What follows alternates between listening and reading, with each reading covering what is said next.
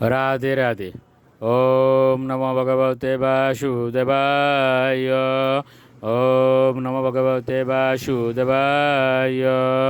ওম নমো ভগবতে বাসুদেবায়। শ্রীমদ্ ভাগবত তৃতীয় স্কন্দ স্থানম সৃষ্টি স্থিতি অষ্টাবিংশতি অধ্যায়। ভগবত ভক্তি সম্পাদন সম্বন্ধে কপিল দেবের উপদেশ। শ্লোক 6।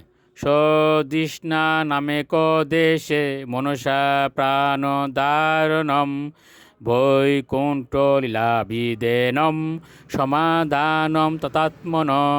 অনুবাদ: প্রাণবায়ু এবং মনকে দেহাভ্যন্তরে প্রাণের চৈত্রী চক্রের কোনো একটিতে ধারণ করে মনকে পরমেশ্বর ভগবানের অপ্রাকৃত লীলায় ধ্যানস্থ করার নামই হচ্ছে সমাধি বা মনের সমাধান।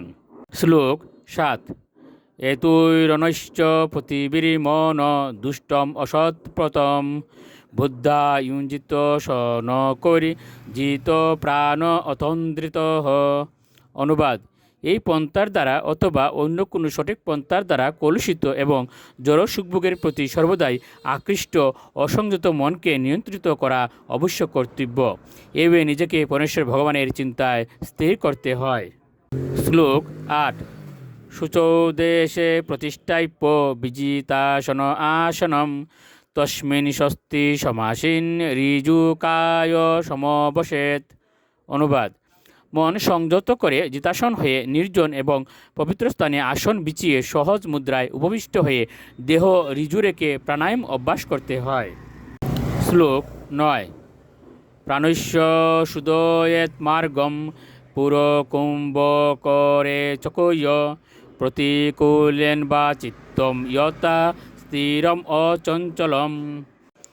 অনুবাদ: যোগীর কর্তব্য অত্যন্ত গভীরভাবে শ্বাস গ্রহণ করা, তারপর সেই শ্বাস ধারণ করা এবং অবশেষে শ্বাস ত্যাগ করা, অথবা বিপরীতক্রমে প্রথমে শ্বাস ত্যাগ করা, তারপর শ্বাস বাইরে ধারণ করা এবং অবশেষে শ্বাস গ্রহণ করা। এইভাবে প্রাণবায়ুর পথ শোধন করতে হয়। তা করা হয় যাতে মন অচঞ্চল হয়ে স্থির হতে পারে। শ্লোক 10। মন অচিরাৎ সেদ বিরজম জিত শাশুষ্য ইউগেন বায়ু অগ্নিবাম ইয়তালুহম ধমাতম তজতি বৈমলম। অনুবাদ: অগ্নি এবং বায়ু দ্বারা সন্তপ্ত হলে স্বর্ণ যেমন সমস্ত মল থেকে মুক্ত হয়, যোগীও তেমন প্রাণায়াম অভ্যাস করার ফলে অচিরেই সমস্ত মানসিক উপদ্রব থেকে মুক্ত হন। রাধে রাধে।